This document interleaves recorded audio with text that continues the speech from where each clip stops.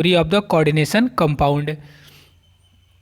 Second मतलब first of all हम लोग देखेंगे वर्नर थ्योरी, और वर्नर थ्योरी का कुछ पॉस्टुलेट था वो चीज़ देखेंगे। सेकंड हम लोग देखेंगे मीनिंग टर्मिनोलॉजी, कोऑर्डिनेशन कंपाउंड की जो टर्मिनोलॉजी, जैसे कोऑर्डिनेशन एंटाइटी क्या है, सेंट्रल एटम कोऑर्डिनेशन कंपाउंड में सेंट्रल एटम कौन सा है, आयन और लिगेंड के बारे में देखेंगे। Coordination number coordination compound, coordination number 4, coordination number 6, coordination number 4 है तो स्क्वायर प्लेनर या टेट्राहेड्रल होगा, कोऑर्डिनेशन नंबर 6 है तो कोऑर्डिनेशन कंपाउंड ऑक्टाहेड्रल होगा। ये सब डिस्कस किया जाएगा। नेक्स्ट कोऑर्डिनेशन स्फीयर देखेंगे, कोऑर्डिनेशन स्फीयर टर्मिनोलॉजी में ये coordination polyhedron oxidation number coordination compound का निकालना सीखेंगे। होमोलिप्टिक और हेट्रोलिप्टिक देखेंगे, ये सब टर्मिनोलॉजी है। ओके, नेक्स्ट टॉपिक है कोऑर्डिनेशन कंपाउंड का नॉमेनक्लेचर। कोऑर्डिनेशन कंपाउंड के नॉमेनक्लेचर में 3 टाइप के कोऑर्डिनेशन कंपाउंड हमको देखने रहेंगे, उसका नॉमेनक्लेचर करना रहेगा। एक कैटायनिक, एक एनायनिक और एक neutral. Cationic coordination compound, anionic coordination compound और न्यूट्रल कोऑर्डिनेशन कंपाउंड, इन तीनों का नॉमेनक्लेचर सीखना है। नेक्स्ट टॉपिक है आपका right the formula and name of the mononuclear coordination compound. तो ये आपका क्या है, right the formula and name of mononuclear coordination compound, इसको देखा जाएगा। Next topic isomerism. Coordination compound में जो टाइप ऑफ आइसोमरिज्म होता है, geometrical isomerism, optical isomerism, main 2 type की है आइसोमर, स्ट्रक्चरल आइसोमरिज्म और ज्योमेट्रिकल आइसोमरिज्म, स्ट्रक्चरल आइसोमरिज्म और ज्योमेट्रिकल ऑप्टिकल, ये सब देखा जाएगा। बट वन नोट, यहाँ पे ये टॉपिक आपका क्लास 12th से रिड्यूस किया गया है। रिड्यूस का मतलब ये नहीं कि आपको नहीं पढ़ना है, मतलब बोर्ड वाले नहीं पढ़ सकते, बट नीट के पॉइंट ऑफ व्यू से तो को पढ़ना ही पड़ेगा। तो बाद में आप तो कंपटीशन दोगे, या तो नीट का दोगे तो जेई का दोगे, तो अभी से ही क्लियर किए रहो। ओके, बाकी मर्जी आपकी। मैंने ये चीज़ आपको ध्यान में रखी, ये चीज़ क्या है, रिड्यूस है। और आपके कौन कौन से चैप्टर टोटल 12th में, एक चैप्टर रिड्यूस हुआ है आपका, 2 चैप्टर तो chemistry in everyday life and polymer, ये तो टोटल चैप्टर एंटायर चैप्टर ही रिड्यूस है। और उसके बाद पर चैप्टर टॉपिक रिड्यूस किए गए हैं। तो अगर आप लोग बोलोगे तो किस चैप्टर में क्या रिड्यूस किया गया है, वो तो मैं जो चैप्टर करवाऊंगा उस चैप्टर में बोल दूंगा कि इस चैप्टर में ये चीज़ रिड्यूस हुआ है। Entire chapter 3 chapter entire chapter reduce हुए हैं।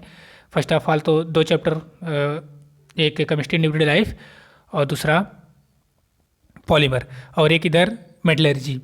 ये 3 चैप्टर तो एंटायर चैप्टर ही रिड्यूस हो गए हैं केमिस्ट्री के, बाकी चैप्टर के टॉपिक रिड्यूस किए गए हैं, तो वो उसका एक अलग वीडियो बनाना पड़ेगा। तो फिलहाल अभी इस कोऑर्डिनेशन कंपाउंड को कंटिन्यू करते हैं। तो नेक्स्ट टॉपिक आपका है understand the nature of bonding in the coordination compound in term of the valence bond and the crystal field theory. And last topic इसका हो रहेगा appreciate the importance and the application of the coordination compound in our day to day life. Now अब आप लोग NCERT की book first of all video complete देखने के बाद एक बार एनसीईआरटी की खुद से रीडिंग कर लीजिएगा। क्वेश्चन एक्सरसाइज नेसेसरी है, एक्सरसाइज मस्ट करना ही करना है, एनसीईआरटी का एग्जाम पर भी करना है। चलो स्टार्ट करते हैं topic. Unit 9 coordination compound. Coordination compound आपका चैप्टर का नाम है कोऑर्डिनेशन कंपाउंड। इसको स्टार्ट करते हैं। फर्स्ट ऑफ ऑल एनसीईआरटी की बुक आपको अगर सामने होगी या बाद में ही देख लेना, बट उसमें लिखा हुआ है, फर्स्ट रेड लाइन से लिखा हुआ है कोऑर्डिनेशन कंपाउंड जो होता है ये बैकबोन होता है modern inorganic, bio inorganic chemistry और केमिकल इंडस्ट्री का। Coordination compound is a backbone of coordination compound is a backbone. किसकी बैकबोन है coordination compound? Coordination compound backbone है मॉडर्न इनऑर्गेनिक केमिस्ट्री का, बायो इनऑर्गेनिक केमिस्ट्री का और केमिकल इंडस्ट्री का। किसकी बैकबोन है coordination compound? Bio inorganic chemistry, bio inorganic,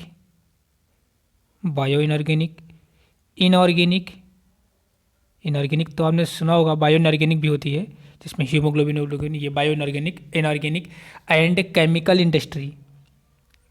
industry. इन तीनों की बैकबोन है। कौन इन तीनों की बैकबोन है? इन तीनों की बैकबोन है कोऑर्डिनेशन कंपाउंड। तो फर्स्ट लाइन तो एनसीईआरटी यही बता रही है। नाउ नेक्स्ट, जो ट्रांजिशन मेटल होते हैं, ट्रांजिशन मेटल मतलब डी ब्लॉक एलिमेंट की बात हो रही है, डी और या ब्लॉक एलिमेंट की बात हो रही है यहाँ पे। जो ट्रांजिशन मेटल होते हैं वो बनाते हैं लार्ज नंबर में कॉम्प्लेक्स कंपाउंड। लार्ज नंबर में कॉम्प्लेक्स कंपाउंड बनाते हैं कौन से? डी और या block element means transition metal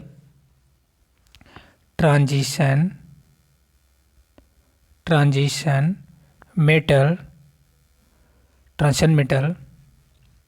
form large number of coordination compound. जितने भी आप कोऑर्डिनेशन कंपाउंड आप देखेंगे भी, वो सब के सभी उसमें जो सेंट्रल मेटल होगा वो डी ब्लॉक के एलिमेंट का होगा, मतलब कोई ट्रांजिशन मेटल होगा। अब कुछ ऐसे भी कोऑर्डिनेशन कंपाउंड होते हैं जो कि वाइटल रोल प्ले करते हैं, vital role in our lives, हमारे लाइफ्स में इंपॉर्टेंट रोल प्ले करने वाले कोऑर्डिनेशन कंपाउंड, जैसे हीमोग्लोबिन। हमारे बॉडी के ब्लड में एक मॉलिक्यूल होता है हीमोग्लोबिन मॉलिक्यूल, और हीमोग्लोबिन मॉलिक्यूल एक कोऑर्डिनेशन कंपाउंड है जिसका सेंट्रल एटम है आयरन। हीमोग्लोबिन में आयरन पाया जाता है ना, आयरन हीमोग्लोबिन मॉलिक्यूल का सेंट्रल एटम है। हीमोग्लोबिन एक कोऑर्डिनेशन कंपाउंड है जो कि ब्लड में होता है। ऐसे प्लांट में जो क्लोरोफिल होती है, प्लांट में क्लोरोफिल अगर आप फार्मूला देखेंगे वो भी एक कोऑर्डिनेशन कंपाउंड है, और इस क्लोरोफिल में सेंट्रल मेटल जो होता है या सेंट्रल एटम जो होता है मैग्नीशियम। तो ये हो गया आपका जो कोऑर्डिनेशन कंपाउंड। भाई यहाँ पे लिखते हैं, coordination compound play a white coordination compound play a vital role in our life. Play a vital role, याद रहेगा, play a vital role in our life हैं कई, बट हमको मिनिमम 3 एग्जाम्पल याद रखने हैं उनके सेंट्रल एटम। कौन कौन से? फर्स्ट ऑफ ऑल याद रखना है हीमोग्लोबिन। अगर आपसे पूछेगा तो ये पूछेगा हीमोग्लोबिन का सेंट्रल एटम कौन सा है, हीमोग्लोबिन मॉलिक्यूल का सेंट्रल एटम या सेंट्रल मेटल बता दीजिए आप। तो सेंट्रल एटम या सेंट्रल मेटल हीमोग्लोबिन मॉलिक्यूल का होता है सेंट्रल एटम या सेंट्रल मेटल करके पूछेगा तो हीमोग्लोबिन मॉलिक्यूल का सेंट्रल एटम या सेंट्रल मेटल आयरन होता है। अरे मतलब ब्लड की कमी हो गई, यानी कि आयरन की कमी हो गई। आयरन की कमी मतलब हीमोग्लोबिन की कमी हो गई, वही चीज़ बोला जाता है। हीमोग्लोबिन में सेंट्रल एटम कौन सा होता है? आयरन होता है। क्लोरोफिल जो कि प्लांट की लीफ में होता है, क्लोरोफिल में जो सेंट्रल एटम होता है या सेंट्रल मेटल होता है क्लोरोफिल में, वो होता है मैग्नीशियम। कौन सा होता है? सेंट्रल एटम को मैं लिखूंगा Ca, सेंट्रल मेटल वो लिख रहा हूँ Cm, तो होता है मैग्नीशियम मेटल। लास्ट एक मॉलिक्यूल, एक कोऑर्डिनेशन कंपाउंड और याद करना है जो कि वाइटल रोल प्ले करता है हमारे लाइफ में, वो है विटामिन B12। और इसका सेंट्रल मेटल है, विटामिन B12 का सेंट्रल मेटल कौन सा है? कोबाल्ट। क्या है ये? कोबाल्ट को डिनोट करते हैं CO से। तो ये आपको ध्यान देना है। कोबाल्ट किसका सेंट्रल एटम है? विटामिन B12 का। मैग्नीशियम किसका सेंट्रल एटम है? क्लोरोफिल का। आयरन किसका सेंट्रल मेटल है? हीमोग्लोबिन का। और तीनों कैसे हैं? तीनों कोऑर्डिनेशन कंपाउंड हैं जो कि वाइटल रोल इन और हमारी लाइफ में वाइटल रोल प्ले। अरे विटामिन B12 हम लोग विटामिन B12 यूज ही करते हैं, हमारी बॉडी के लिए इसेंशियल है। क्लोरोफिल प्लांट के लिए इसेंशियल है, और हीमोग्लोबिन ब्लड में ही पाया जाता है। तो ये तीनों जो हो गए, इनके सेंट्रल एटम के नाम याद होने चाहिए, मेमोराइज होने चाहिए। ओके, नेक्स्ट चलते हैं अब हम लोग, या पहले इसके पहले आप एक बार इसको समअप कर देते हैं। ये इंट्रो है। क्या होता है coordination compound? First of all NCERT ने रेड लाइन से देख रखा है, coordination compound is a backbone of bio inorganic and chemical industry. ये रेड लाइन आप बुक में देखो, ये रेड लाइन की बात हो रही है। Now transition metal form large number of coordination compound बनाते हैं। ट्रांजिशन मेटल लार्ज नंबर में कोऑर्डिनेशन कंपाउंड का फॉर्मेशन करते हैं। अब कुछ कोऑर्डिनेशन कंपाउंड के यहाँ पे नाम दिए हुए हैं जो कि play a vital role in the our life में वाइटल रोल प्ले करते हैं। जैसे हीमोग्लोबिन हमारे ब्लड में पाया जाता है, उसका सेंट्रल मेटल आयरन होता है। क्लोरोफिल प्लांट की लीफ में पाया जाता है, इसका सेंट्रल मेटल मैग्नीशियम होता है। विटामिन B12 जो कि एक विटामिन है, इसका सेंट्रल मेटल जो होता है कोबाल्ट होता है। तो ये इतनी चीज़ें आपको मेमोराइज होनी चाहिए। ये इंट्रो हो गया कोऑर्डिनेशन कंपाउंड का। नाउ आते हैं, अब नाउ टॉपिक एनसीईआरटी के according Werner theory of the coordination compound करना है, बट मैं यहाँ पे टॉपिक डाल रहा हूँ bonding in the coordination compound. Bonding in coordination compound. Okay, bonding in coordination compound. अब कोऑर्डिनेशन कंपाउंड की बॉन्डिंग को समझने के लिए हम लोग पढ़ेंगे तीन थ्योरी। और वो 3 थ्योरी कौन कौन सी हैं, यही हम लोग 12th के बोर्ड में है। बाकी आप BSc MSc में जाओगे, ज़्यादा रिसर्च करोगे तो थ्योरी इसकी कोऑर्डिनेशन कंपाउंड के कई पार्ट हो जाएंगे फिर। तो यहाँ पे हमको 3 ही थ्योरी पढ़नी है कोऑर्डिनेशन कंपाउंड की। First of all Werner theory, Werner theory पढ़ेंगे। इसकी हेल्प से देखेंगे वर्नर थ्योरी में क्या बताया गया था, केमिकल बॉन्डिंग, इसकी बॉन्डिंग, कोऑर्डिनेशन कंपाउंड की बॉन्डिंग के बारे में। इसी में हम लोग इफेक्टिव एटॉमिक नंबर निकालना सीखेंगे, EAN effective atomic number. Second theory हम लोग पढ़ेंगे valence bond theory, valence bond theory को शॉर्ट में बोलते हैं VBT, valence bond theory. Third theory पढ़ेंगे कोऑर्डिनेशन कंपाउंड की बॉन्डिंग को समझने के लिए क्रिस्टल फील्ड थ्योरी, शॉर्ट में बोलते हैं CFT, क्रिस्टल फील्ड थ्योरी, जो कि ज़्यादा एडवांस है कंपेयर टू द वर्नर और VBT के। इसकी हेल्प से हम लोग कोऑर्डिनेशन कंपाउंड, जो कॉम्प्लेक्स कंपाउंड कोऑर्डिनेशन कंपाउंड रहेगा, उसका कलर और उसकी स्टेबिलिटी को फाइंड आउट कर सकते हैं। CFT की हेल्प से हम लोग क्या देखेंगे, colour of the complex compound देखेंगे, कौन सा कलर है, कौन सा कलरलेस है, colour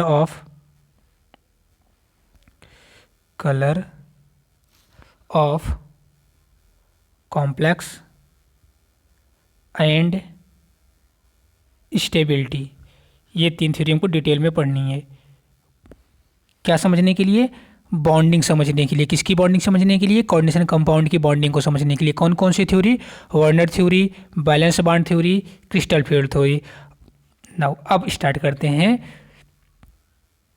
Werner theory. Werner theory, what is the Werner theory, इसको डिटेल में देखते हैं वर्नर थ्योरी को। तो वर्नर थ्योरी, अल्फ्रेड वर्नर इनका पूरा नाम था। वर्नर थ्योरी जो दिए थे उनका पूरा नाम था अल्फ्रेड वर्नर। ये फर्स्ट ऑफ ऑल इन्होंने कोऑर्डिनेशन कंपाउंड का स्ट्रक्चर के अबाउट, स्ट्रक्चर के बारे में इन्होंने बताया था। फर्स्ट ऑफ ऑल यही साइंटिस्ट ऐसे थे जो कि कोऑर्डिनेशन कंपाउंड के स्ट्रक्चर को एक्सप्लेन करने की कोशिश किया था। देन इन्होंने बताया कैसे था, सिंपल एक्सपेरिमेंट करके कोऑर्डिनेशन कंपाउंड का फिजिकल और केमिकल बिहेवियर स्टडी किया था। और फिर अल्फ्रेड वर्नर ने प्रपोज किया था कॉन्सेप्ट प्राइमरी बैलेंसी और सेकेंडरी बैलेंसी का। प्राइमरी बैलेंसी और सेकेंडरी बैलेंसी का कॉन्सेप्ट इन्होंने ही दिया था। तो इसी चीज़ को अल्फ्रेड वर्नर ने दिया था। अब ये समझते हैं फर्स्ट ऑफ ऑल कि what is the primary valency और द सेकेंडरी बैलेंसी। पहले इसको यहाँ पे लिखते हैं, अल्फ्रेड वर्नर ने, अल्फ्रेड वर्नर, अल्फ्रेड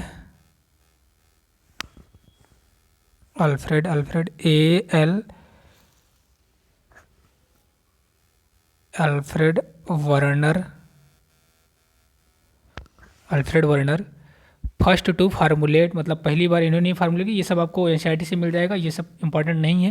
फर्स्ट आपको ध्यान देना है, पहले फर्स्ट ऑफ ऑल इन्होंने कोऑर्डिनेशन कंपाउंड को एक्सप्लेन किया था। देन इन्होंने पोस्टुलेट दिया था Werner theory of complex every metal form. Alfred Werner ने बोला एवरी मेटल जो कोऑर्डिनेशन कंपाउंड में जो मेटल होता है, central metal, every metal form 2 type of valency. कितने टाइप की बैलेंसी बनाता है, ये 2 टाइप की बैलेंसी बनाता है। Every metal form 2 type valency, 2 type valency. कौन कौन सी 2 टाइप की बैलेंसी हैं, एक है प्राइमरी बैलेंसी और दूसरी है सेकेंडरी बैलेंसी। एक बैलेंसी को बोलते हैं प्राइमरी बैलेंसी, प्राइमरी बैलेंसी।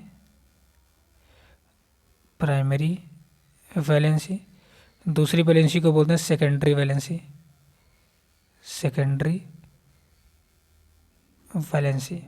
अब कुछ एग्जाम्पल उसका आपको क्या बताना है, प्राइमरी बैलेंसी पर कुछ बाइनरी कंपाउंड है, उस बाइनरी कंपाउंड की आपको क्या बतानी है, प्राइमरी बैलेंसी बतानी है।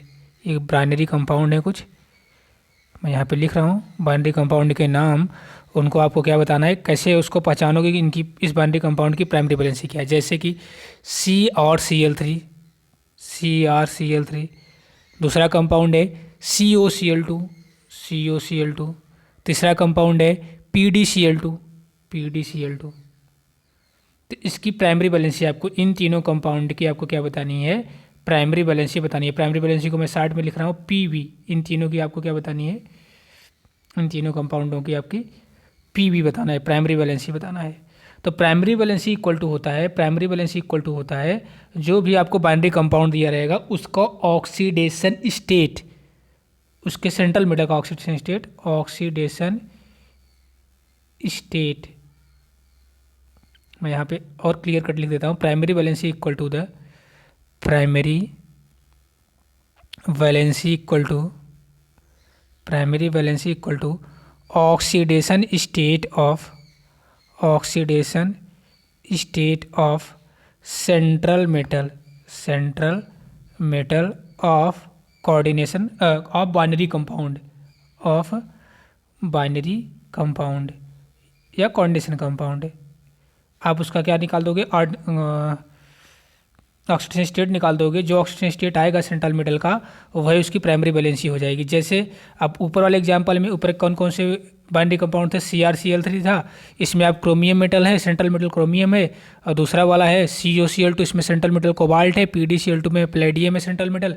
इन तीनों की आप क्या निकाल दो, ऑक्सीडेशन स्टेट निकाल दो। बस Cr को ऑक्सीडेशन स्टेट निकालोगे तो इसका मान लोगे X प्लस क्लोरीन 3 टाइम है तो 3 मल्टी इंटू क्लोरीन का ऑक्सीडेशन वैलेंसी कितनी होती है -1, कोई चार्ज नहीं लगाए तो 0, यानी कि इक्वल टू आ जाएगा 3, यानी कि इसका ऑक्सीडेशन स्टेट क्रोमियम का आ जाएगा +3। यह इसकी क्या हो जाएगी प्राइमरी वैलेंसी, क्योंकि प्राइमरी वैलेंसी इक्वल टू क्या होती है oxidation state of the binary compound. इसका ऐसा भी, इसको भी आप यक्स मानो, इसका निकल के अब आप ऑक्सीडेशन स्टेट तो निकालना जानते हो ना, ऑक्सीडेशन स्टेट इसका निकाल लोगे, इसका ऑक्सीडेशन स्टेट क्या आ जाएगा 2, जैसे इसको यक्स मानो -2 x -2 इक्वल टू 0, ये 2 आ जाएगा। तो इसकी प्राइमरी वैलेंसी CuCl2 की कितनी हो जाएगी 2 हो जाएगी। ऐसे इसकी भी प्राइमरी वैलेंसी आ जाएगी 2। तो आई होप कि प्राइमरी वैलेंसी का मतलब सिंपल सा, जो भी बाइनरी कंपाउंड या कोऑर्डिनेशन कंपाउंड है उसका जो ऑक्सीडेशन स्टेट होगा सेंट्रल मेटल का उसके, वही उसकी प्राइमरी वैलेंसी होगी। बस क्लियर कट यही इसका मतलब है प्राइमरी वैलेंसी का। नाउ सेकेंडरी वैलेंसी जो होती है, जो सेकेंडरी वैलेंसी होती है वो सेकेंडरी वैलेंसी इक्वल टू होती है कोऑर्डिनेशन नंबर के। सेकेंडरी क्या लिखा गया, सेकेंडरी लिखा गया, ओके कोई दिक्कत नहीं, सेकेंडरी, ये सेकेंडरी, ओके सेकेंडरी वैलेंसी। तो सेकेंडरी वैलेंसी कोऑर्डिनेशन कंपाउंड की क्या होती है, सेकेंडरी वैलेंसी कोऑर्डिनेशन कंपाउंड की इक्वल टू होती है कोऑर्डिनेशन नंबर की। जो भी कोऑर्डिनेशन कंपाउंड रहेगा उसका कोऑर्डिनेशन नंबर जो होगा, अब ये कोऑर्डिनेशन टर्मिनोलॉजी जब आप देखेंगे सभी समझ जाएंगे, बट मैं अकॉर्डिंग टू एनसीईआरटी चल रहा हूँ। वैसे रूल तो ये है फर्स्ट ऑफ ऑल टर्मिनोलॉजी करना चाहिए था, बट आपको एनसीईआरटी को लेकर चलना है तो टर्मिनोलॉजी इसके बाद हो जाएगी। बात वही हुई, आप पहले टर्मिनोलॉजी कर लेंगे फिर आ जाएंगे। तो जिनको थोड़ी बहुत आइडिया होगी कोऑर्डिनेशन नंबर की तो तुरंत पकड़ लेंगे, बट पकड़ना क्या, बस नेक्स्ट वीडियो में आ ही जाएगा टर्मिनोलॉजी, तो वहाँ से क्लियर कट समझ में आ जाएगा। तो कोऑर्डिनेशन नंबर जो होता है कोऑर्डिनेशन कंपाउंड का, वही उसकी सेकेंडरी वैलेंसी होती है, यानी coordination number of coordination compound यही होता है क्या सेकेंडरी वैलेंसी। कोऑर्डिनेशन कंपाउंड यही होती है क्या सेकेंडरी वैलेंसी। बट एनसीईआरटी की लैंग्वेज क्या बोलती है, एनसीईआरटी क्या बोलती है, एनसीईआरटी यही इनडायरेक्ट ऐसे बोलती है, secondary valency equal to the group bound directly, number of the group bound directly to the metal ion. मतलब वही हुआ, यहाँ पे मैं लिखता हूँ फिर समझ में आ जाएगा। नंबर ऑफ द, एनसीईआरटी बोलती है number of group, number of group, ये ग्रुप है, number of group directly bound with central metal. बात वही हुई, जितने सेंट्रल मेटल से जितने ग्रुप डायरेक्टली बाउंड रहेंगे वही तो उस कोऑर्डिनेशन कंपाउंड का कोऑर्डिनेशन नंबर होता है। तो बात तो वही हो रही है, बट एनसीईआरटी अपने इस अंदाज में बोल रहा है। तो दोनों आपको ध्यान देना है, दोनों का मतलब एक ही होता है। धीरे धीरे प्रैक्टिस करते रहेंगे तो क्लियर कट समझ आ जाएगा। सेकंड जो कोऑर्डिनेशन नंबर होता है और एक्चुअली कुछ नहीं बल्कि यही होता है कि सेंट्रल मेटल से कितने ग्रुप डायरेक्टली बाउंड है। नाउ ये चीज़ आपकी होगी। अब यहाँ पे हम थोड़ा सा प्राइमरी वैलेंसी और सेकेंडरी वैलेंसी का कंपेयर कर देंगे, उसके बाद देन एनसीईआरटी का टेबल जो दिया है उसको सॉल्व करवाते हैं। प्राइमरी वैलेंसी सेकेंडरी वैलेंसी एक बार आप पढ़ देख लीजिए क्या हम लोगों ने अभी देखा है। प्राइमरी वैलेंसी सेकेंडरी वैलेंसी, ये आपकी 2 टाइप की वैलेंसी है, एक प्राइमरी वैलेंसी है, एक सेकेंडरी वैलेंसी है। Primary valency secondary, primary valency क्या होती है, बाइनरी कंपाउंड का जो मेटल का ऑक्सीडेशन नंबर होगा, बाइनरी कंपाउंड के सेंट्रल मेटल का जो ऑक्सीडेशन नंबर होगा वही उसकी प्राइमरी वैलेंसी होगी। यानी हम बोल सकते हैं primary valency equal to the oxidation number of the central metal. तो जो ऑक्सीडेशन नंबर होगा वही प्राइमरी वैलेंसी होगी, और सेकेंडरी वैलेंसी क्या होगी, secondary valency equal to the होगी कोऑर्डिनेशन नंबर की। अब तक हम लोगों ने इतना चीज़ देख लिया। नाउ अब हम दोनों में कंपेयर कर लेते हैं। यहाँ पे प्राइमरी वैलेंसी और ये है सेकेंडरी वैलेंसी। इन दोनों में हमको क्या करना है, कंपेयर। प्राइमरी वैलेंसी है ये और वो सेकेंडरी वैलेंसी, इन दोनों को हम कंपेयर कर लेते हैं। फर्स्ट ऑफ ऑल तो यही primary valency equal to the oxidation state. Primary valency oxidation state के इक्वल होती है। अभी क्वेश्चन करेंगे, प्रैक्टिस में आ जाएगा, तो याद अभी फिलहाल याद करते रहिए बस। Primary valency equal to the oxidation state के इक्वल होती है। सेंट्रल मेटल एटम के जो ऑक्सीडेशन स्टेट होगा वही उसकी प्राइमरी वैलेंसी हो जाएगी। जबकि secondary valency equal to the coordination number of the central metal atom, ये इक्वल टू किसकी होती है, कोऑर्डिनेशन नंबर की इक्वल टू होती है। चल रहा है ना, कोऑर्डिनेशन नंबर की इक्वल टू होती है, कोऑर्डिनेशन नंबर की इक्वल होती है। Second, primary valency satisfy by होती है एनायन के द्वारा। एनायन का मतलब निगेटिव आयन के द्वारा। Primary valency satisfy by anion या निगेटिव आयन के द्वारा, या मैं यहाँ पे लिख देता हूँ, या निगेटिव आयन के द्वारा। और जबकि सेकेंडरी वैलेंसी सेटिस्फाई बाई होती है लिगेंड के द्वारा, लिगेंड या neutral molecule. Secondary valency satisfy by ligand या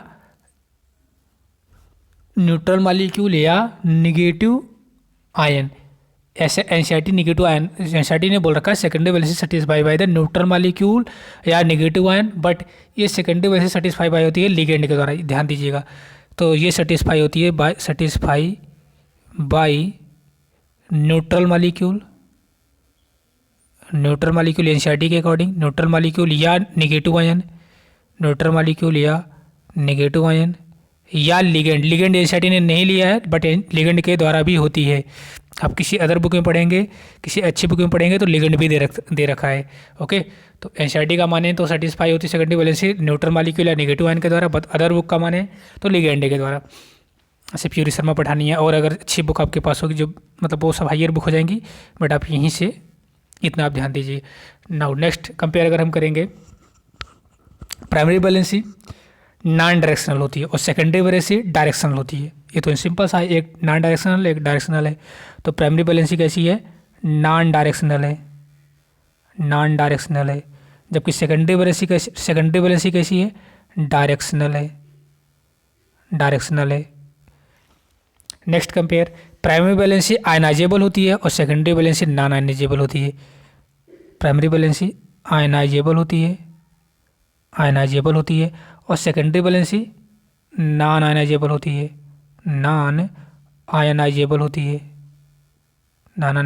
है। इतना कंपेयर आपको प्राइमरी वैलेंसी सेकेंडरी वैलेंसी में ध्यान देना है, इसको आपको याद करना है। ओके, तो फिर से एक बार देख लीजिए ध्यान से। Primary valency equal to the oxidation state of the central metal atom, secondary valency equal to the coordination number of the central metal atom. Primary valency satisfy होती है एनायन के द्वारा या निगेटिव आयन के द्वारा, और सेकेंडरी वैलेंसी सेटिस्फाई होती है न्यूट्रल मॉलिक्यूल के द्वारा या निगेटिव आयन के द्वारा या लिगेंड के द्वारा। प्राइमरी वैलेंसी नॉन डायरेक्शनल होती है, सेकेंडरी वैलेंसी डायरेक्शनल होती है। प्राइमरी वैलेंसी आयनाइजेबल होती है और सेकेंडरी वैलेंसी नॉन आयनाइजेबल होती है।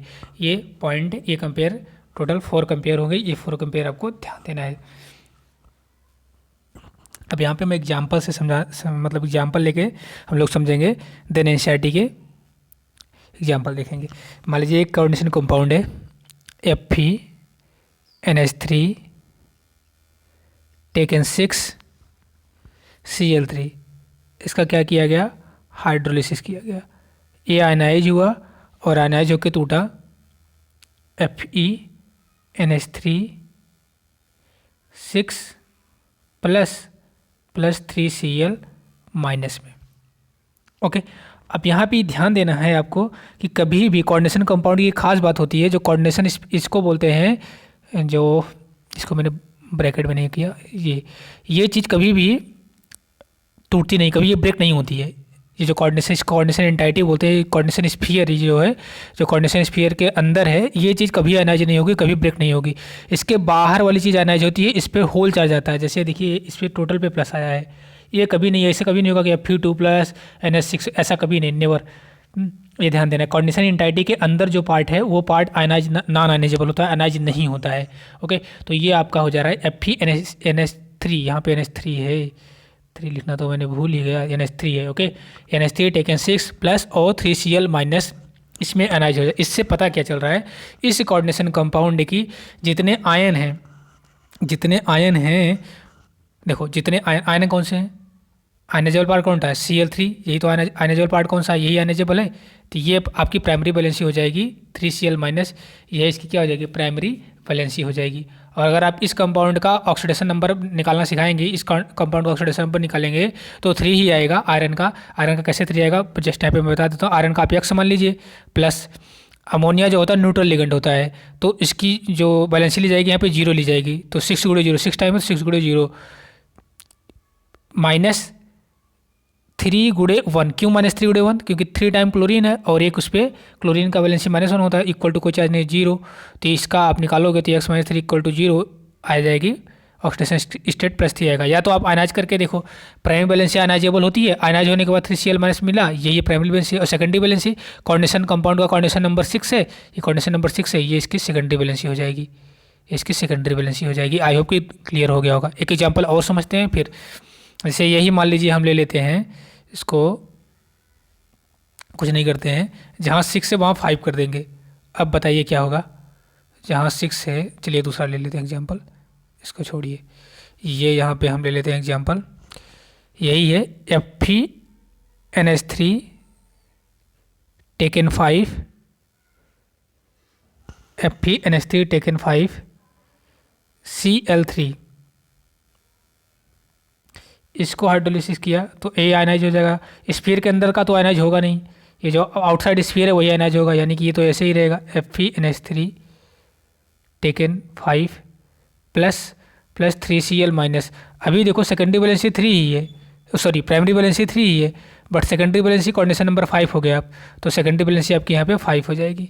तो ये प्राइमरी वैलेंसी सेकेंडरी वैलेंसी आप ऐसे निकालोगे, उसका कोऑर्डिनेशन नंबर देख के सेकेंडरी वैलेंसी बता दोगे कॉम्प्लेक्स कंपाउंड का, और उसके ऑक्सीडेशन स्टेट कितने हैं उसको देख के आप बता दोगे प्राइमरी वैलेंसी। अभी और क्लियर हो जाएगा, थोड़ा और एग्जाम्पल लेते हैं। तो इसके पहले एक चीज़ और ध्यान दे लीजिए, फिर उसके बाद एग्जाम्पल बताते हैं NCERT के।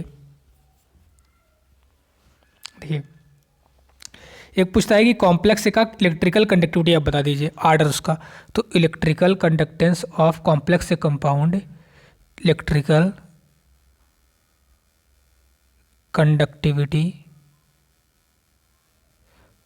ऑफ कॉम्प्लेक्स कंपाउंड,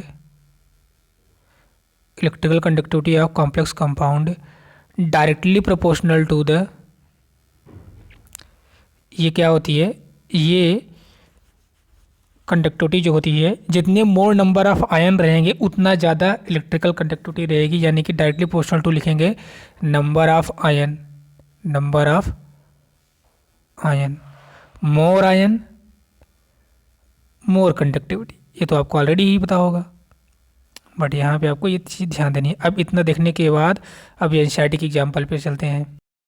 ये एग्जाम्पल देखते हैं। अब ये NCERT के कुछ एग्जाम्पल हैं, इसमें आपको बताना है कि ये AgCl कितने, इतने मोल, 2-3 मोल AgCl प्रेसिपिटेट क्यों हो रहा है। आपको दिख रहा होगा कि यहाँ पे आपको 3 मोल AgCl प्रेसिपिटेशन क्यों मिल रहा है। ये 1 मोल COCl3 6 NH3 येलो कलर का जो है, कलर से नहीं मतलब, यहाँ पे कलर आपको नहीं याद करना है, कलर पूछता नहीं है, बट हाँ ये पूछेगा जरूर कि 1 मोल COCl3 6 NH3 को जब एक्सेस AgNO3 के साथ रिएक्शन करवाया जाता है तो 3 मोल AgCl का PPT मिलता है, ऐसा क्यों। ऐसे दूसरे में आपसे पूछेगा कि 1 मोल COCl3 5 NH3 को 1 मोल COCl3 5 NH3 में जब एक्सेस AgNO3 डाला जाता है तो कितने मोल AgCl का PPT मिलता है। ऐसे हर एक टाइप, ऐसे चारों कॉम्प्लेक्स का आपको कॉम्प्लेक्स कंपाउंड का AgNO3 के साथ रिएक्शन करवा के पूछेगा कितने मोल AgCl का PPT मिलेगा। तो ये चीज़ पूछता है। उसी चीज़ टेबल से पूछेगा, आपको कॉम्प्लेक्स कंपाउंड दे देगा, पूछेगा किसकी कंडक्टिविटी ज़्यादा है, रेशियो भी पूछ सकता है, कंडक्टिविटी पूछ सकता है। तो फर्स्ट ऑफ ऑल पहले ये देखते हैं, उसके बाद फिर उस पर आते हैं।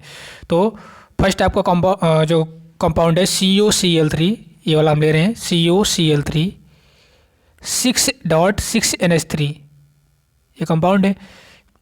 इसका आप एक्सेस AgNO3 के साथ रिएक्शन करवाइए। एक्सेस सिल्वर नाइट्रेट, ये एक्सेस में है, तो कितने मोल AgCl का PPT आएगा। तो एक बात ध्यान दीजिएगा, कोऑर्डिनेशन कंपाउंड जो कोबाल्ट का है, जो ये कोऑर्डिनेशन कंपाउंड, इसमें कोबाल्ट का कोऑर्डिनेशन नंबर 6 है, मैक्सिमम इसकी कोऑर्डिनेशन नंबर 6 हो सकती है। तो अमोनिया इसमें लिगेंड है, न्यूट्रल लिगेंड है, तो आप कोऑर्डिनेशन कंपाउंड धीरे धीरे सीख जाएंगे। कोबाल्ट के साथ 6 अमोनिया मैक्सिमम लग ही सकता है, तो 6 अमोनिया इसमें लगा ही लगा है। और जो आयन है बाहर, ये 6Cl3, ये काउंटर आयन है, मतलब ये आयन आयनाइज हो जाएगा। और AgNO3 को अगर आप ब्रेक करोगे तो Ag+ और NO3- में ब्रेक होगा। तो ये Ag जो है ये 3Cl को लेके 3 मोल AgCl का PPT बना लेता है, 3 मोल AgCl का PPT बना लेता है। यही रीज़न है कि आप COCl3 6NH3 को लेते हैं एक्सेस AgNO3 के साथ, 3 AgCl आता है, क्योंकि अमोनिया का कोबाल्ट का मैक्सिमम कोऑर्डिनेशन नंबर 6 हो सकता है, जो कि इस लिगेंड के द्वारा कंप्लीट हो जा रहा है। इसको और किसी की जरूरत नहीं है अब आयन की। तो Cl3 जो बाहर है ये Ag के साथ निकल जा रहा है, 3 मोल AgCl का PPT आ जा रहा है। और क्लियर आपको समझ में आ जाएगा, जरा इसको आप करिए। देखिए बस फोकस करना है कि लिगेंड जो होना चाहिए वो 6 होना चाहिए। मतलब अगर NH3 5 होता तो एक Cl अंदर आ जाता। मान लीजिए मैं ये कर दे रहा हूँ, अब NH3 5 Cl3 COCl3 NH3 5 COCl3, और यही चीज़ है एक्सेस AgNO3 है। अब कितना PPT आएगा HCl का, तो ध्यान दें, अब ये NH3 5 है ना, यहाँ पे CO के साथ 6 होना चाहिए, तो एक Cl अंदर चला जाएगा, यानी कि CO NH3 5 और एक Cl अंदर, चाहे कोबाल्ट का कोऑर्डिनेशन नंबर 6 हो जाए, और 2 Cl2 बाहर रहेगा। ये दो Cl2 जो बाहर है, 2 Cl, यही AgCl के साथ PPT बनाएगा, यानी 2 मोल AgCl यहाँ पे PPT मिलेगा, 2 मोल AgCl PPT मिलेगा। तो ऐसे आप किसी का भी कर सकते हो। ऐसे आपको अगर दे रखा है यहाँ पे COCl3 NH3 4 प्लस AgNO3, तो बताइए कितना मिलेगा। तो NH3 4 है, यहाँ पे 2 की कमी है, 2 Cl अंदर चला आएंगे, 1 Cl बाहर बचेगा, तो 1 AgCl का PPT आएगा, 1 AgCl का PPT आएगा। और अगर COCl3 है और NH3 टेकन थ्राइज है एक्सेस AgNO3 के साथ रिएक्शन, तो कोई PPT नहीं आएगा, क्योंकि 3 NH3 लिगेंड है और 3 Cl3 है, मतलब 3 क्लोरीन है, तो 3 और 3 6 हुआ, तो कोबाल्ट की मैक्सिमम कोऑर्डिनेशन नंबर 6 होनी ही चाहिए। तो ये 6 से पूरा Cl3 टोटल लग जाएगा, अंदर चला जाएगा, और NH3 3 है, 3 3 6, यानी कोई यहाँ पे PPT AgCl का नहीं मिलेगा। अगर तो आप COCl3 NH3 टेकन थ्राइज का केस ले रहे हैं, तो इस प्रकार से आप AgCl का PPT बता देंगे। और नाउ अगर इसको आयनाइज करने की बात होती तो किसका कितनी बैलेंसी है, प्राइमरी सेकेंडरी बैलेंसी, वो चीज़ अलग हो जाती। तो ये चीज़ आपकी हो गई। अब टेबल आप यहाँ पे देख के अभी आप बता सकते हैं कि ये क्यों लिखा हुआ है ऐसा। अभी आप इस चीज़ को देख के ये चीज़ बता सकते हैं। देखिए यहाँ पे सबकी रिएक्शन, आप ये चारों के चारों जो कंपाउंड है, 1 मोल COCl3 6NH3, यही तो मैंने ले रखा COCl3 6NH3, एक्सेस AgNO3 के साथ रिएक्शन करवाया जा रहा है। तो कितने AgCl मिल रहा है, ये 3 मिल रहा है, 2 मिल रहा है, 1 मिल रहा है, इसमें 1 मिल रहा है, क्यों मिल रहा है वो आप यहाँ से समझ गए हैं। ये वही चीज़ यहाँ पे दिया है। ओके, अब आप गए टेबल 9.1 पे। टेबल गुड, इतना आप समझ में आ गया होगा, good, very good. I hope कि आ गया होगा, ऐसा नहीं कि अच्छे गेमर हो आप लोग, तो श्योर है कि आ ही गया होगा। अब इस पे आते हैं। ये आपका दे रखा है कुछ फार्मूला, और इधर दे रखा है उसका रेशियो। तो एक आप इसको देखिए कैसे, इसका रेशियो 1:3 क्या बन रहा है। तो 1 तो ये आपका जो कोऑर्डिनेशन स्फीयर के अंदर है, मैं इसको यहाँ पे बना रहा हूँ CONH3 टेकन 6 3 प्लस और 3 Cl माइनस, वही है यहाँ पे। एक कोऑर्डिनेशन स्फीयर के जो अंदर है ना, ये अपने आप में एक आयन है, ये अपने आप में एक सिंगल आयन है, यानी कि एक आयन, एक एनायन ये हुआ, और 3 एक केटायन है, सॉरी, एक केटायन ये हुआ पूरा कोऑर्डिनेशन स्फीयर। और ये 3 Cl minus, Cl minus anion कितने हैं, कितने नेगेटिव आयन है, 3। तो यानी कि यहाँ रेशियो जो बनेगा 1:3 बनेगा। आई होप कि क्लियर हो रहा होगा कैसे। ये कोऑर्डिनेशन स्फीयर अपने आप में सिर्फ सिंगल आयन है ये, और Cl माइनस आयन 3 है, तो रेशियो 1:3 बन रहा है। दूसरे का आप देखेंगे तो जो कोऑर्डिनेशन स्फीयर आपका, जो कोऑर्डिनेशन स्फीयर के अंदर है अपने आप में सिर्फ एक सिंगल आयन है, और Cl माइनस 2 आयन, तो 1:2 इसका रेशियो बन रहा है। तो इस प्रकार से आप सबका कर सकते हो आप। अच्छा, ये रेशियो आप सिंपल कर ले जाओगे, बट इसमें पूछेगा कंडक्टिविटी का आर्डर बताइए, कंडक्टिविटी का आर्डर। तो कंडक्टिविटी हम लोग देखे हैं, कंडक्टिविटी उसकी ज़्यादा जिसमें नंबर ऑफ आयन ज़्यादा, नंबर ऑफ आयन का डायरेक्ट प्रोपोर्शनल होता है। तो अगर आप इसमें पूछा जाए कंडक्टिविटी का आर्डर बता दीजिए, तो नंबर ऑफ आयन आप काउंट कर लीजिए। इसमें कितने टोटल आयन हैं, एक CuNH3 टेकन 6 3+ है, और 3 A, यानी कि टोटल 4 हैं इसमें टोटल 3 है, तो सबसे ज़्यादा कंडक्टिविटी इसकी होगी। अच्छा, 1 मिनट, इसको मैं, चलो कोई नहीं, इसको मिटा के यहाँ पे मैं कुछ क्वेश्चन दे रहा हूँ। एक क्वेश्चन ये सिंपल सा, write down the conductivity order, write down conductivity, write down conductivity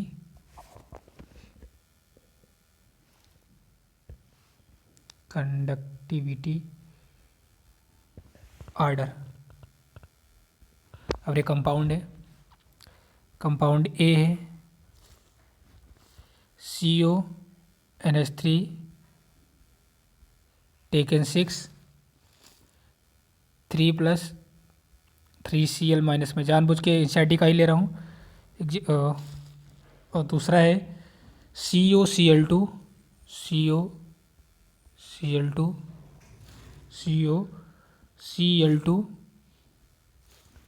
NH3 4 NH3 taken 4 plus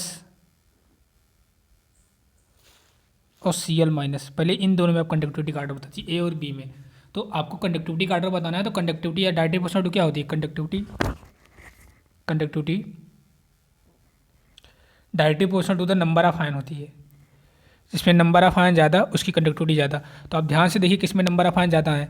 तो पहले वाले ए वाले में नंबर ऑफ आयन कितने हैं, एक तो आयन ये आपका ये हो गया CuNH3, ये जो कोऑर्डिनेशन स्फीयर के अंदर है, एक आयन ये हो गया CuNH3 टेकन 6 3+ एक ये हो गया, और 3 Cl माइनस कितने हैं, 3 है। टोटल कितने आयन हो गए, 4 आयन हो गए। इसमें ध्यान से देखिए कोऑर्डिनेशन स्फीयर के अंदर जो है वो सिंगल एक आयन हो गया, ये एक आयन हो गया, और इधर Cl माइनस भी एक ही है, तो टोटल कितने हैं, 2 आयन हो गए। तो कंडक्टिविटी आर्डर कौन हो जाएगा, सबसे ज़्यादा कंडक्टिविटी ए की होगी, देन बी की होगी, क्योंकि ए में 4 आयन है और बी में 2 आयन है। गुड, तो आप लोग ये पकड़ में आ गएगा, समझ में आ गया कंडक्टिविटी कैसे निकालेंगे। Okay, very good. नाउ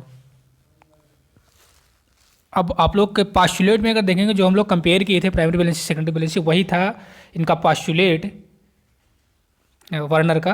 उन्होंने 4 पास्टुलेट करके एनसीईआरटी में 4 पास्टुलेट करके दिया है, कोऑर्डिनेशन वर्नर थ्योरी का 4 पास्टुलेट वही दिया है कि कोऑर्डिनेशन कंपाउंड में 2 टाइप की लिंकेज होती है, 2 टाइप की बैलेंसी होती है, प्राइमरी बैलेंसी, एक सेकेंडरी बैलेंसी। अच्छा चलो लिख देते हैं पास्टुलेट ऑफ, वही दोबारा आप लिखेंगे, आप लोग बोर मत होइएगा, बोर नहीं होंगे, आई होप नहीं बोर होंगे, पता है नहीं बोर होंगे। तो यहाँ पे पास्टुलेट ऑफ रिवीजन ही हो जाएगा, बट वही चीज़ अब यहाँ पे दोबारा लिखनी पड़ेगी, postulate of Werner theory, postulate of Werner theory. तो पहला इनका पास्टुलेट क्या था, पास्टुलेट ऑफ वर्नर थ्योरी। तो इनका फर्स्ट ऑफ ऑल पहला पास्टुलेट ये था, पहला postulate coordination compound metal show 2 type of valency या linkage. Coordination compound metal, coordination compound metal show 2 type of linkage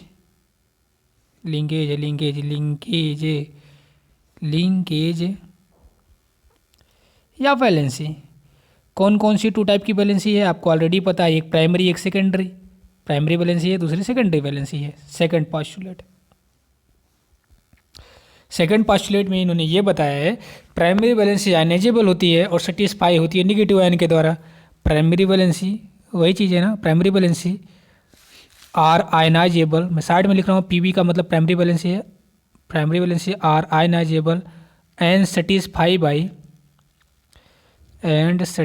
by negative ion. Third postulate,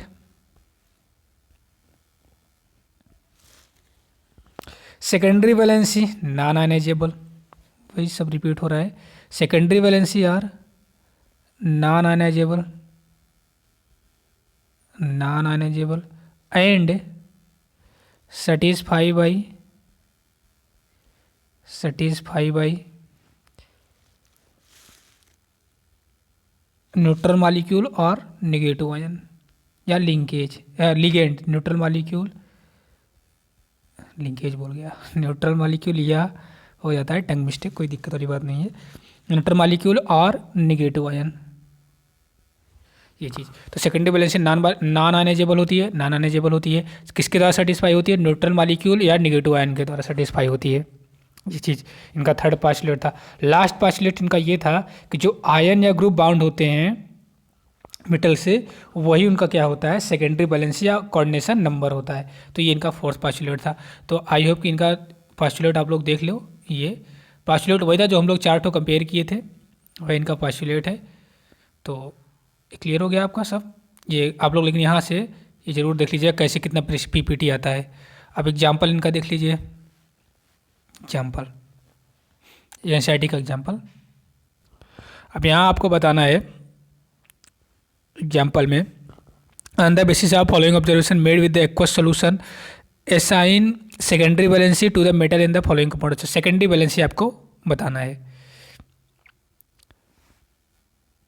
और table में already उन्होंने पीपीटी दे रखा है, तो दिक्कत क्या है? यहाँ पे देखो PdCl2 4NH3 का 2 मोल पीपीटी बन रहा है AgCl का। तो 2 मोल पीपीटी आप निकाल दो, यानी 2 Cl2 निकाल दो, यानी कि इसकी PdCl2 एंड 4NH3 में से अगर आप 2 AgCl का पीपीटी आ गया 2 मोल, यानी कि दोनों क्लोरीन तो निकल गए, बचा PdNH3। एक कॉर्डिनेशन कंपाउंड कुछ ऐसा होगा, PdNH3 टेकन 4 कॉर्डिनेशन इंटाइटी या कॉर्डिनेशन स्फीयर और बाहर Cl2। तो यही इसका क्या हो जाएगा? Coordination compound. और इसकी कोऑर्डिनेशन नंबर कितना है? कोऑर्डिनेशन नंबर जो होगा वही इसकी तो सेकेंडरी वैलेंसी होगी। कोऑर्डिनेशन नंबर इस कोऑर्डिनेशन कंपाउंड का 4 है। जितने लिगेंड लगे रहेंगे वही इनका होता है कोऑर्डिनेशन नंबर। तो PD से टोटल अमोनिया 4 लिगेंड लगे हुए हैं, कोऑर्डिनेशन नंबर 4 हो जाएगा और इसकी सेकेंडरी वैलेंसी हो जाएगी, यानी सेकेंडरी वैलेंसी फर्स्ट वाली की 4 है। सेकंड वाली की देख लीजिए, इसमें भी 2 मोल AgCl का पीपीटी मिल रहा है, 2 पीपीटी मिल रहा है। तो 2 पीपीटी यानी कि 2Cl निकल गया। अब कितने लिगेंड लगे हुए हैं? 6 वाटर लिगेंड लगे हुए हैं निकल के साथ। तो सेकेंडरी वैलेंसी इसकी कितनी हो जाएगी? सेकेंडरी वैलेंसी सेकंड वाले की 6 हो जाएगी। तो देखो 6 है। ऐसा सबका आप किसी का भी निकाल लो। इसका देखो 5 वाले का PdCl2 2NH3 है, इसमें कोई पीपीटी नहीं मिल रहा है, 0, यानी कि इसमें चारों 2 अमोनिया और 2 Cl2 सभी लिगेंड का काम करेंगे। तो इसमें PT के साथ 2 अमोनिया और 2 Cl2 लगे हुए हैं, यानी कि इसका कोऑर्डिनेशन नंबर 4 हो जाएगा, यानी सेकेंडरी वैलेंसी 4 हो जाएगी। कुल मिला के secondary valency equal to the coordination number. Coordination number क्या होता है? सेंट्रल मीटर से जो ग्रुप अटैच्ड हैं, सेंट्रल मीटर से डायरेक्टली जो ग्रुप अटैच होते हैं वही उसका कोऑर्डिनेशन नंबर होता है। एंड लिगेंड बोल लो, ग्रुप बोल लो, जो आपकी मर्जी हो, जैसे आपको बेटर समझ में आए। लिगेंड भी बोलो, ग्रुप भी बोल लो। सेंट्रल मेटल से जो डायरेक्टली ग्रुप या लिगेंड अटैच रहते हैं वही उस कोऑर्डिनेशन कंपाउंड का कोऑर्डिनेशन नंबर होता है, और जो कोऑर्डिनेशन नंबर होता है वही सेकेंडरी वैलेंसी होती है। आई होप कि ये क्लियर हो गया होगा। अच्छा, एक क्वेश्चन बता दीजिए आप लोग। ये कंपाउंड है PT NH3 taken to Cl2, ये इलेक्ट्रोलाइट है कि नॉन इलेक्ट्रोलाइट? ये इलेक्ट्रोलाइट है कि नॉन इलेक्ट्रोलाइट? चलिए, सब लोग इसका आंसर जानते भी होंगे, मतलब आई होप कि क्लियर हो गया होगा, क्योंकि देखो कोऑर्डिनेशन स्फीयर के अंदर है सब ना। तो कोऑर्डिनेशन स्फीयर के जब अंदर है तो ये आनाज होगा ही नहीं, कोऑर्डिनेशन स्फीयर आनाज नहीं होता है। तो कोऑर्डिनेशन ये आनाज नहीं होगा, यानी कि ये नॉन इलेक्ट्रोलाइट है, इसका कोई इलेक्ट्रोलाइट नहीं बनेगा, यानी ये नॉन इलेक्ट्रोलाइट हो जाएगा। अब लास्ट वर्नर थ्योरी का जो रिप्रेजेंटेशन था, Werner representation of the complex, कैसे Werner coordination compound coordination complex को रिप्रेजेंट करते थे। Werner representation of coordination complex, देखो यार, अभी से तैयारी, अभी से अगर 11 मतलब 12th में हो, 12th में अभी से अगर लगे रहोगे, मतलब नीट का, जिसको नीट देना हो या जिसको जेई मेंस देना हो, अभी वो 12th में होगा, तो एटलीस्ट उसको ये दीजिए, NCERT exemplar, NCERT exemplar, NCERT की एक्सरसाइज, और एनसीईआरटी अगर फिंगर टिप्स मतलब मान लीजिए टाइम नहीं है तो एनसीईआरटी एग्जाम्पलर और एनसीईआरटी की एक्सरसाइज इतना इनफ है। और जो मतलब एग्ज़ाम के बाद 4 मई से लेके जब तक एग्ज़ाम होगा आप लोगों का, 10 जितने तारीख, 4 मई, 4 मई से लेकर जितने टाइम तक एग्जाम रहेगा। अभी एग्जाम जब दोगे तो फिर भी तो आप लोग की प्रिपरेशन होगी, बिना प्रिपरेशन तो एग्जाम दोगे नहीं। वहाँ भी आपकी पूरी एनसीईआरटी 12th की एक बार रिवाइज होगी, जो सब्जेक्ट रहेगा। और जो टाइम आपका बचा रहेगा उसमें आप क्या करोगे, एग्जाम पर इधर किए रहोगे, एक्सरसाइज किए रहोगे, तो बस प्रीवियस ईयर का क्वेश्चन किया करना रहेगा, तो आराम से इजीली कर ले जाओगे। क्योंकि जो नीट के प्रीवियस ईयर क्वेश्चन है वो एग्जाम्पलर और एक्सरसाइज से इजी ही होते हैं। एनसीईआरटी की एक्सरसाइज और एनसीईआरटी के इंटेक्स से इजी ही होते हैं वो, तो बहुत इजीली कर ले जाओगे। लेकिन अगर इधर ही नहीं तैयारी रहेगी, इधर ही नहीं अच्छे से कर रहोगे, तो उधर क्या होती है, थोड़ी सी मतलब ज़्यादा मेहनत कर पड़ जाती है। तो अभी से मेहनत कर लो तो उधर नहीं मेहनत करनी पड़ेगी, या अभी मेहनत नहीं करोगे तो बाद में मेहनत करनी पड़ेगी। इससे अच्छा है कि अभी से ही सब चीज़ें निपटाते चलो, अभी से गेम को अच्छे खेलते चलो, ताकि बाद में क्या है कि ये ना हो कि नहीं अभी हार के फिर गेम खेलना है। एक होता है कि पहली ही बार में जीत जाओ कोचिंग, और एक चीज़ और, अगर माइंड में ये हो कि नहीं प्रिपरेशन करने के लिए कोचिंग करना है किसी बड़ी कोचिंग में, तो यार ये गलत है। क्योंकि अभी क्या है कि आप अभी क्या कर सकते हो, सीख सकते हो। अब मतलब मैं ये नहीं कर रहा हूँ गलत है, जैसे आपकी मर्ज़ी है। ज़्यादा मतलब देखो, पेरेंट्स से आप कोचिंग के लिए, कोई भी बच्चा अगर पेरेंट्स से कोचिंग के लिए पैसा मांगता है तो पेरेंट जितना भी कोचिंग में पैसा लगेगा वो दे देंगे। वो ये नहीं पूछेंगे कि आप वहाँ जाओगे, पढ़ाई मतलब सही से वहाँ पढ़ाया जाएगा कि क्या किया जाएगा, ये नहीं मतलब होता है। लेकिन रियलिटी ये है कि चाहे आप किसी भी कोचिंग में जाओगे, अगर आप ऑलरेडी अच्छे प्लेयर हो, मतलब पढ़ाई में अच्छे प्लेयर हो, पढ़ाई आपकी अच्छी ऑलरेडी, आप अच्छे से पहले से प्रिपेयर हो, तो आपको कोचिंग वाले डिफरेंट डिफरेंट की बैच चलाते हैं, सुपर 30 बैच, रैंकर बैच, पता नहीं क्या क्या बैच, उसमें रखेंगे। लेकिन अगर आप एक मीडियम या वीक स्टूडेंट हो, मतलब ये नहीं कर रहा हूँ वीक का मतलब आपने कम, थोड़ी आपकी प्रिपरेशन कम है इसके पॉइंट ऑफ व्यू से, वीक का मतलब कि आप पढ़ाई में वीक नहीं हो, पढ़ाई आप जब से स्टार्ट कर दोगे तब से आप स्ट्रांग बन जाओगे। मतलब आप मान लीजिए कि मिडल, एक ज़्यादा अच्छे से प्रिपरेशन आपने नहीं की है, मिडिल प्रिपरेशन है, तो आप कोचिंग वाले आपके ऊपर ध्यान नहीं देंगे। कोचिंग वाले उसके ऊपर ध्यान देंगे जो ऑलरेडी, जिसकी प्रिपरेशन ऑलरेडी अच्छी हुई है। तो आपका पैसा भी वेस्ट जाएगा। और आपको करना क्या है, सेल्फ स्टडी करनी ही करनी है, चाहे अभी कर लो चाहे बाद में कर लो। जब आप सेल्फ इम्प्रूवमेंट कर लोगे अपने आप में, तो सब आपको पूछेंगे, हर एक टीचर भी पूछेगा, हर एक कोचिंग वाले पूछेंगे। आप अभी से सेल्फ स्टडी करके कोई एग्ज़ाम क्रैक कर दोगे, कोई कंपटीशन क्रैक कर दोगे, तो उसके लिए भी जो एग्ज़ाम क्रैक करता है, जो टॉपर होता है, उसको भी क्या दिया जाता है, कोचिंग वाले खरीद लेते हैं पैसा देके। तो ये सब चलो जाने दो, बट इतना ध्यान देना है कि अभी से ही सेल्फ इम्प्रूवमेंट बहुत ज़रूरी है। मतलब हर एक, कोई भी काम करो आप सेल्फ करने की कोशिश करो, दूसरे की हेल्प लो, बट एक लिमिट तक। ये नहीं कि मतलब पूरा उसी कोचिंग के ऊपर ही डिपेंड हो जाओ। स्कूल किस लिए है, अच्छे से अच्छे आप स्कूल में सीखो, खुद से सीखो। मतलब सीखने का जरिया बहुत कुछ है, बट आपके सीखने की चाहत होनी चाहिए। अरे चलो इसको हटाओ, बहुत इधर उधर नहीं, टॉपिक पे आते हैं। Werner representation of the coordination, Werner representation of the coordination complex. तो Werner representation of the coordination complex, इसमें कैसे रिप्रेजेंट करते थे वर्नर। तो मान लीजिए कि कोऑर्डिनेशन कॉम्प्लेक्स है, Fe NH3 टेकन 5 Cl3, ये आपका क्या है, कोऑर्डिनेशन कंपाउंड है। अब क्या है कि Rn की अगर हम मान लें मैक्सिमम बैलेंसी, अभी यहाँ पे ब्रैकेट मत लगाइए, चलिए कोई दिक्कत नहीं, आप FeNH3 ये सही है, FeNH3 टेकन 5 Cl3, ठीक। अब आयरन की maximum valency, maximum coordination number 6 है, तो NH3 5 और एक Cl अंदर चला जाएगा कोऑर्डिनेशन स्फीयर के अंदर, Cl2 ये कॉर्डिनेशन स्फीयर क्या होता है ये अब नेक्स्ट वीडियो में क्लियर कट समझ में आ जाएगा, नेक्स्ट पार्ट में इसके, जिसमें हम लोग टर्मिनोलॉजी करेंगे। ठीक है, अभी बस इतना ध्यान दीजिए कि जो कॉर्डिनेशन स्फीयर के अंदर है वो आयनाइज नहीं होगा, यानी कि अब आयरन के साथ डायरेक्टली कितने ग्रुप लगे हुए हैं, 5 अमोनिया लगा हुआ है, 1 क्लोरीन लगा हुआ है, यानी कि इसका कॉर्डिनेशन नंबर हो जाएगा कि जितने ग्रुप लगे हुए हैं 6 ग्रुप लगे हुए हैं तो 6 कॉर्डिनेशन नंबर हो गया इसका। और जो कॉर्डिनेशन नंबर होता है वही सेकेंडरी वैलेंसी होती है, वही सेकेंडरी वैलेंसी होती है। तो अगर आपसे पूछा जाए इस कॉर्डिनेशन कॉम्प्लेक्स का, यानी कि आयरन Fe टेकन 5 Cl का सेकेंडरी वैलेंसी कितनी है, 6 है, और प्राइमरी वैलेंसी कितनी है, प्राइमरी वैलेंसी इसकी कितनी है, इसकी प्राइमरी वैलेंसी आपकी 3 है।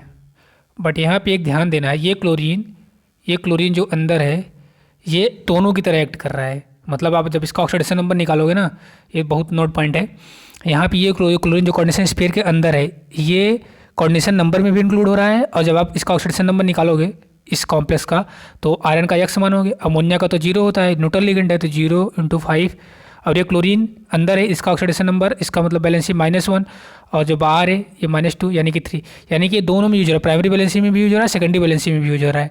तो ये इसका खास बात ध्यान देना है, प्राइमरी बैलेंसी इसकी 3 हो जाएगी।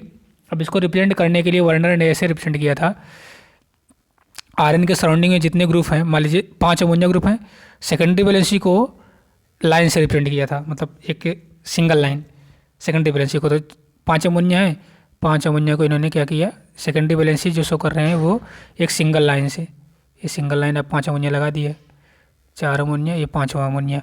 और जो प्राइमरी बैलेंसी होती है उसको डॉटेड लाइन से रिप्रेजेंट किया था, यानी क्लोरीन 2 क्लोरीन जो कि प्राइमरी बैलेंसी को रिप्रेजेंट कर रहा है। बट एक क्लोरीन ऐसा है दोनों रिप्रेजेंट कर रहा है, प्राइमरी भी सेकेंडरी भी।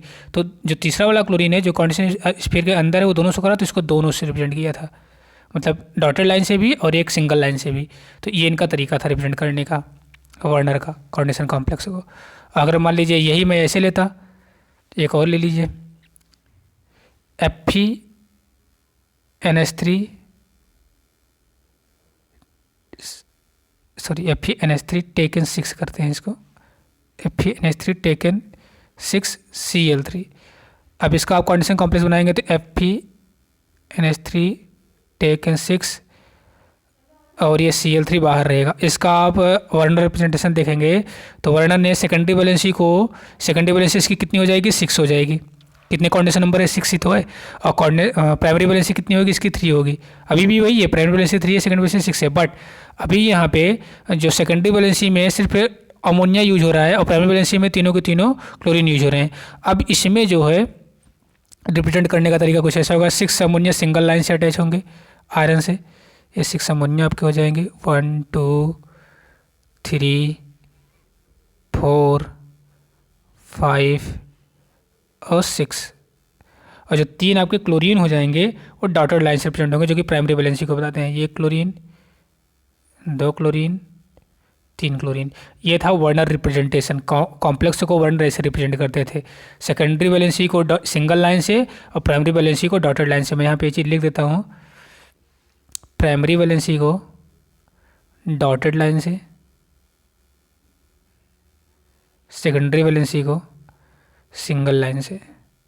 ये इनका अगर दोनों है तो दोनों से, अगर प्राइमरी भी शो कर रहा है, सेकेंडरी वैसा कोई आयन है तो दोनों, डॉटेड भी और सिंगल भी।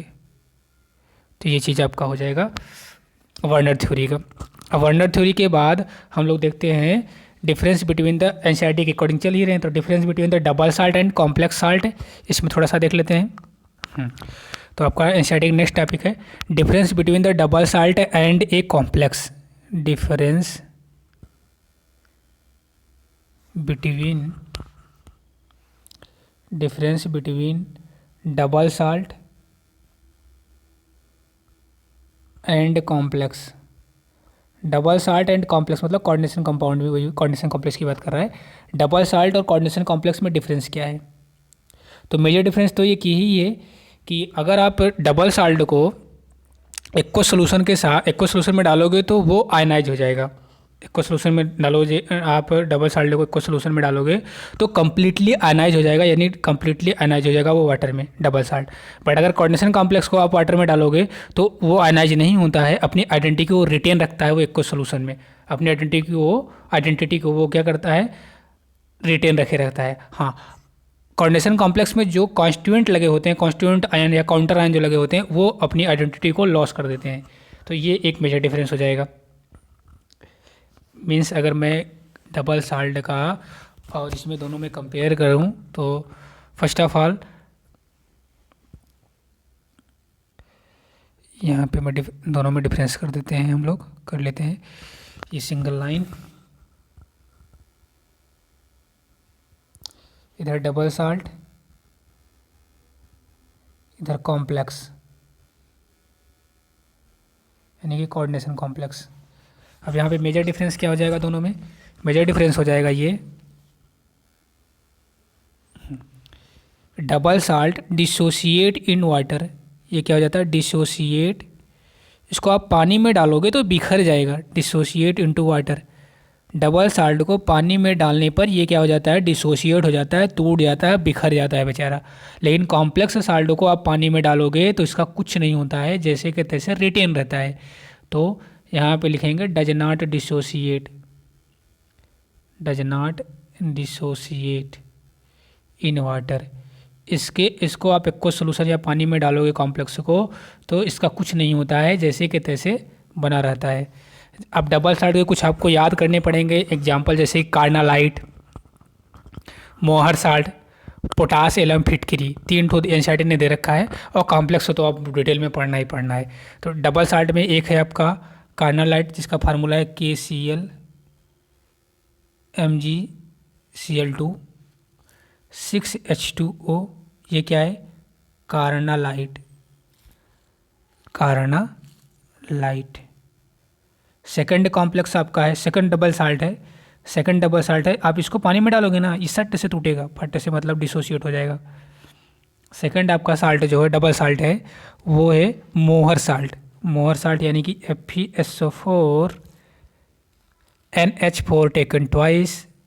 लंबा फार्मूला है, थोड़ा 2-3 बार लिख के चिपका देना दीवार पे, याद हो जाएगा। NH4 taken twice SO4 6H2O, इसको बोलते हैं, या हाथ पे लिख लेना, कहीं भी लिख लेना, लिख के पास में रख लेना, जब बंद करे देख लेना। मोहर साल्ट इसको बोलते हैं। थर्ड फार्मूला आपका पोटाश एलम है, KAlSO4 taken twice, KAlSO4 taken twice 12H2O। ये है पोटाश एलम। ये 3 एग्जाम्पल एटलीस्ट आपको याद होने चाहिए। अब आप कैसे याद करोगे, हाथ पे लिखोगे कि लिख के चिपकाओगे, आपके ऊपर डिपेंड है, बट अरे याद कर लोगे यार, आई नो कि you are a genius student. तो मोहर साल्ट जो हो जाएगा वो हो जाएगा FeSO4 NH4 taken twice SO4 6H2O। Potash alum जो हो जाएगा KLSO4.12H2O, और कार्नालाइट आपका KCl MgCl2 6H2O। इन सबको आप अगर वाटर में डालोगे तो ये क्या हो जाएंगे? ये डिसोसिएट हो जाएंगे। लेकिन कॉम्प्लेक्स को आप वाटर में डालोगे तो डिसोसिएट नहीं होगा। हाँ, डिसोसिएट होता है जो उसके कॉन्स्टिट्यूएंट होते हैं। मीन्स जैसे कि पहले आप इसको देखो, ये कॉम्प्लेक्स है FeCN6 4-, इसको आप वाटर में डालोगे तो इसका कुछ नहीं होगा, ये ऐसे के ऐसे ही रहेगा, ये डिसोसिएट नहीं होगा। हाँ, बट अगर आप K4 FeCN6 को डालोगे, K4 FeCN6 को डालोगे तो ये जो एक कॉन्स्टिट्यूएंट आयन लगे हुए हैं K4 ये डिसोसिएट हो जाएगा। ये डिसोसिएट होके तब ये डिसोसिएट हो जाएगा। लेकिन अगर आप ये कहो कि आपके मतलब K4 अलग हो जाएगा और ये इसके अंदर की कोई चीज़ डिसोसिएट नहीं होगी, तो कॉम्प्लेक्स जो है डिसोसिएट नहीं होता है। तो आपका ये चीज़ आपका हो गया कंप्लीट, यानी कि वर्नर थ्योरी आपकी होगी कंप्लीट। और यहाँ पे डबल साल्ट और कॉम्प्लेक्स में आपने डिफरेंस भी देख लिया। इधर आप एक बार देख लो, ऐसे ही करके हम लोगों ने वर्नर थ्योरी कंप्लीट किया है। अब नेक्स्ट पार्ट में हम लोग देखेंगे इसकी टर्मिनोलॉजी भी। अब अच्छा एक मिनट, इंटेक्स से नेक्स्ट टर्मिनोलॉजी देखेंगे। अभी इंटेक्स इधर नहीं है, इंटेक्स जब टर्मिनोलॉजी कर लेंगे तो वहाँ पे जब आएगा तो इंटेक्स किया जाएगा। तो अभी एनसीईआरटी से सजाइब करते रहिए, एनसीईआरटी एग्जाम्पलर भी करते रहिए, ये 2 चीज़ तो साथ साथ में करते ही रहिएगा। बाकी आपकी और इच्छा हो देखो, पढ़ाई के लिए तो कोई बाउंडेशन है नहीं, जितना चाहो उतना पढ़ो, तो ठीक है। बट एटलीस्ट एग्जाम्पलर और एक्सरसाइज प्लीज़ इसको सॉल्व जरूर करिएगा। बाकी थैंक यू, नेक्स्ट पार्ट में मिलते हैं आप। Okay, thanks again.